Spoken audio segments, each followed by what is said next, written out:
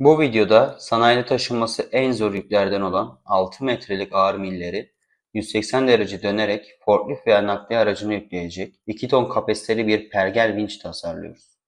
Gelin imarete gidecek bu projenin tüm SolidWorks detaylarını birlikte inceleyelim.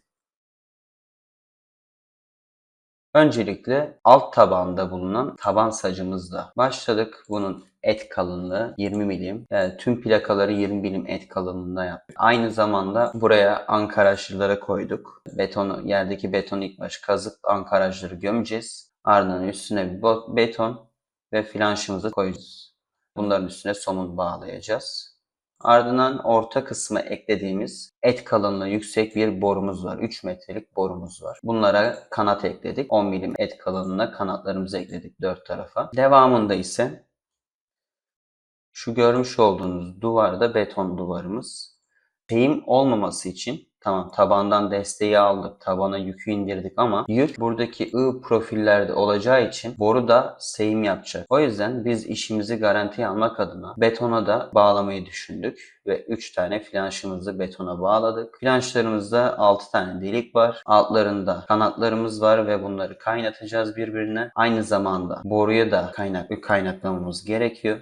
Bunun içine kaynak ağzı açtık. 20 mm kalınlığında zaten plakalar. Plakalar 300'e 300 diye düşünebilirsiniz.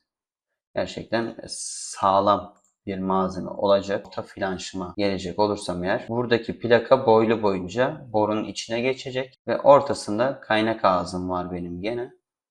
Neden böyle bir uzunlukta bir plaka yap? Hem duvara bağladım hem merkezi sağladım. Aynı zamanda buradaki I profillerimi ve I profilin dönmesini sağlayan düzeneğimi şu duvara doğru ve yere doğru çekmek için bunu uyguladım. Çünkü burada kesik kaynak olursa sıkıntı olabilir diye hesap ettik. Bu plakam uzun olduğu için ön tarafına da 2 tane kanat koydum ve onu da boruya kaynattım. Zaten deliklerimiz de tabandaki, ankarajdaki olsun.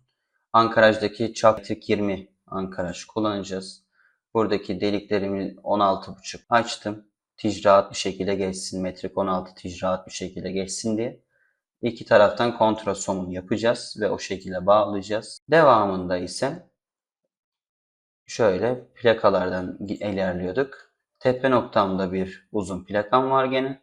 Kaynaklı kanatlarımı yaptım. 6 deliğimiz mevcut. Bu şekilde taban kaynaklarımı, flanşlarımı birbirine ekledim. Boruyla birleşik hale getirdim. Duvara da tijle bağladık. Buranın en üst kısmına gelecek olursak.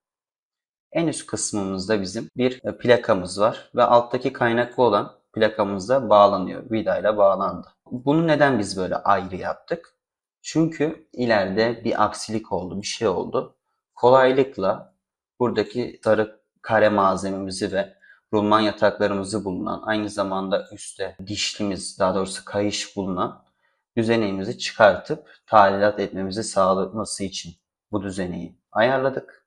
Ayrı olması gerekiyor. Alttaki kaynaklı plakanın da ortasına oval bir yuva açtık. Dönüşü kolaylaştırabilsin diye. Çünkü kare bir malzeme oraya çarpma ihtimali yüksek olduğu için geniş açtık buradaki yuvayı. Devamında ise gene bu plakanın üstünden devam edelim. İç detaylarını göstermek istiyorum düzeneğimin. Şöyle ilk paralellik verelim ki bizim düzenek hareket etmesin.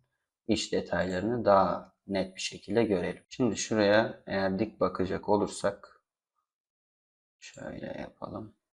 Evet, şimdi buradaki döner düzenimi şu şekilde yaptık. Burada görmüş olduğunuz yeşil plaka benim alt rulman takımım. Alt rulman takımım. Burada sarı olan da kare dolu malzemem. Alt kısımları döner olacağı için kare malzememi yuvarlak mile çevirdim. Ama orta kısmını değiştirmedik. Neden değiştirmedik? Çünkü burada I profillerin kaynağını hem kolaylaştırsın diye hem de mukavemet sağlasın diye. Devamına bakacak olursak eğer bu alt kısımda tabii ben mileyi komple dışarıda çıkartmadım.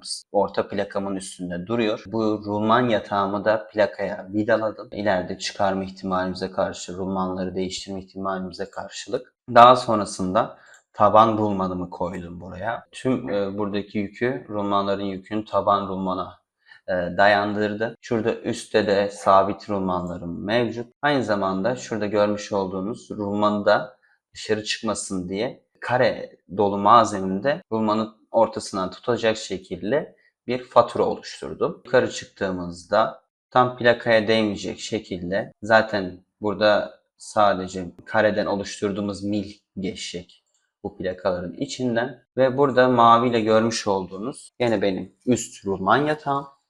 Burada taban rulmanını kullanmamıza gerek kalmadı. 2 tane sabit rulmanımızı kullandık. Burada da rulmanları üstten koyduğumuz için de yataklan da alta kaçma ihtimali yok.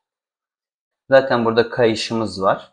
Belki ekstra olarak yine burada milimizin ucunu genişletip rulmanın merkezine uzatabiliriz yataklamak için ama gerek duymadık. Çünkü direkt buraya büyük bir kayışımız geliyor. Burada maviyle görmüş olduğunuz rulman yatağını da buraya vidaladık. İleride bir arıza olduğunda çıkarabilmemiz için. Şimdi bu hususları gösterdiğimize göre gelelim buradaki kayışlarımıza. Öncelikle burada motorumuzu duvara monteledik flanşlarla. Motorumuzdan mil çıktı. Milimizi dişliyle ya da kayış yatağıyla ya da makara da diyebilirsiniz, kama yoluyla bağladık.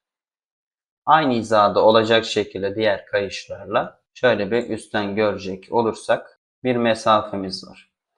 Şimdi biz buraya kayışı bağlamak için, yani şimdi kayışı aldık belli bir ölçüde. Belki o ölçü tutmayacak. Belki çok bol gelecek.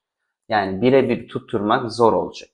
O yüzden bol yapıp, az da olsa biraz bol yapıp hem çıkartmamızı sağlaması lazım. Bu yüzden bunların ortasına şöyle bir milimizi plakaya kaynattık. İçinde yuva oluşacak bir plakayı koyduk. Şöyle ben şuradan şu paralelliğimizi bir kaldırayım. Bu şekilde hareket edecek. Aynı şekilde makaralı ya da dişli bir uca sahip olan parçamızı bu şekilde ileri geri ittiğimizde hem kayışı, geriye çektiğimizde kayışı esnetecek, İleri ittiğimizde de gerginleştirecek. Bu sayede kayışımızı da çıkarıp takabileceğiz. Devamında ise burada I profiller kullandım. Neden I profiller kullandım? Buradaki I profilim 4 metre benim. Öncelikle H profil kullanmayı düşündük. Sonra I profillerin yükseklikleri daha fazla olduğu için H'a göre, tamam H daha ağır ama o kadar da ağır bir yük koymak istemiyoruz. Yani minimum 500 kilo bir düzenek var burada şu an. Burada istiyoruz ki daha da fazla bir ağırlık olmasın. Ve en önemli etken ise I profillerin yükseklikleri daha fazla olur. Yani dikdörtgen şeklinde olurlar. H'lar da kare şeklinde olur. Yükseklikleri H'a göre yüksek olduğu için seyim yapma ihtimali daha aza iniyor. Yani ne kadar yüksekte yaparsak o kadar iyi. Yani ne kadar H'ı büyük alırsak o kadar iyi aslında. I200 profili seçtik düz kısma. Buraya da I140'ı seçtik. Çapraz attık. Şu an görünen sistemde her şey sağlam ve mukavemetli oldu. Tabii test aşamalarını üretim anına geçince göreceğiz. Bu videoda pergel vinç tasarımımızın detaylarını beraber inceledik. Ürün tasarımı meraklarına özel lazer kesim, projeler, Apkan, tornaya yönelik çizimler, SolidWorks püf noktaları gibi konuları barındıran faydalı bilgilerin oynatma listesini hemen buraya bırakıyorum. Mutlaka kanalımı takipte kalın. Bir sonraki projede görüşmek üzere.